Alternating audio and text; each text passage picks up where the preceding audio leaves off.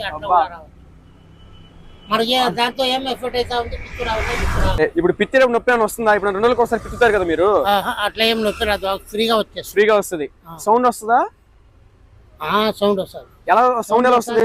ఒకవేళ సౌండ్ కూడా రాకుండా కూడా పోవచ్చు. సౌండ్ వస్తే ఎలా వస్తుంది? సౌండ్ బర్రాని వస్తుంది. బర్రాని వస్తుంది. ఎలా వస్తుంది?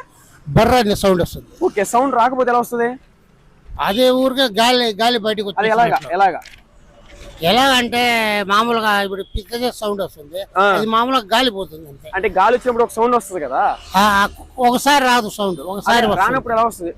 అంటదా? ఎలాగా అంటదా? పీల్చుకోండి, ఊపిరి వదలండి, పీల్చుకోండి. పిత్తేయాలి. రాలేదు. వేడి నీళ్ళు తాగండి. ఆకుకూరలు, ఇప్పుడు వచ్చేది ఎండాకాలం కదా, పుచ్చకాయ ముక్కలు, కీరకాయ ముక్కలు అలాంటివి తినండి, సరేనా?